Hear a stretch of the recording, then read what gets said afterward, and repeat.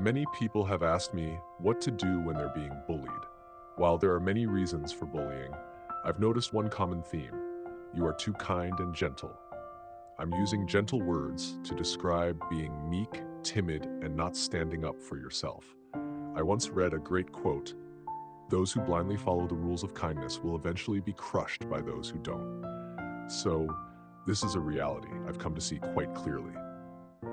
Hello, fellow learners. I understand that many of you choose to stay quiet, hoping the bully will get bored and leave you alone. This seems like a way to avoid trouble, but in reality, it rarely works. Telling a teacher or your parents is an option, but they can't be with you all the time. In a school environment that often prioritizes reputation, many people want to suppress problems to avoid bad press. You can find countless stories online of bullying incidents being swept under the rug. Sadly, sometimes even parents blame their child, saying things like, "You must have done something to provoke them." We need to realize that if we don't stand up for ourselves when one bully leaves, another will appear. Even if the bully is punished, things can get worse. They might seek revenge, call you a coward, or get others to join in.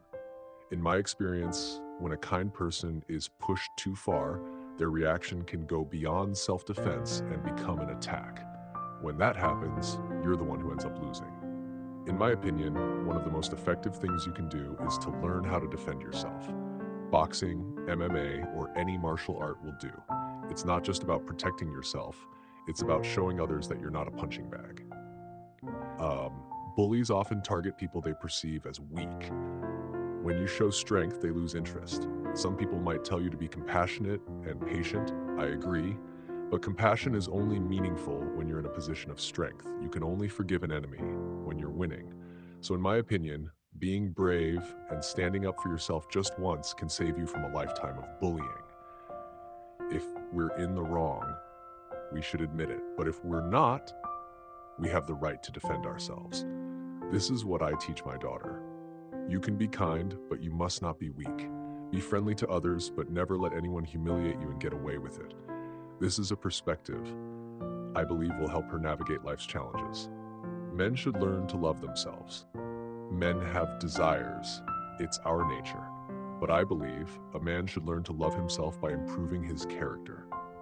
I have a good friend who is a pilot. He's tall, handsome, and charismatic. So he's popular with women. His wife is a very strong-willed person.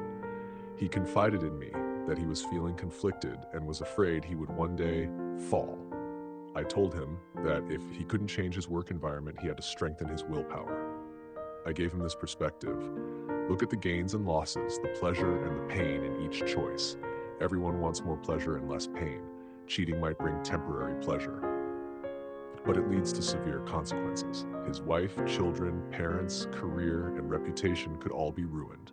He needed to see that the short-term pleasure wasn't worth the long-term pain. Once he clearly saw the future suffering, he could easily let go. A person who knows how to love themselves is a person who chooses between suffering now for future happiness or enjoying now for future suffering. When we understand the consequences of our actions, we make better decisions. It's the same with work. Getting yelled at by your boss or talked about by coworkers is normal. Quitting on the spot feels good, but will you really be happy, or will you have to worry about rent, bills, a nagging spouse, and other stresses? Before making any impulsive decision, take a moment to observe. To me, something like running is a good example of loving yourself. It might be exhausting at first, but over time, your body will get stronger and your mind will become clearer. This will help you achieve more in life. So step out of your comfort zone, not your safe zone. You have to get out of your safe zone to grow and succeed, inspirational speakers often say. But I think there's a misunderstanding here. The original term is comfort zone, not safe zone. In my opinion, safety and comfort are different. You can be safe but not comfortable, and vice versa. For example, kissing your partner in a private room is both safe and comfortable. But kissing in public might be comfortable, but not safe. This misunderstanding can lead to bad decisions. With the mindset of stepping out of your comfort zone, you might risk a small amount to challenge yourself. You fail, you're still safe and can try again. But if you try to step out of your safe zone, you might risk everything. If you fail, you could lose it all. I believe we shouldn't give up our safety. Instead, we should expand our safe zone by challenging ourselves in small steps. This helps us grow without facing massive risks. I've learned that mistakes often spread faster than good ideas.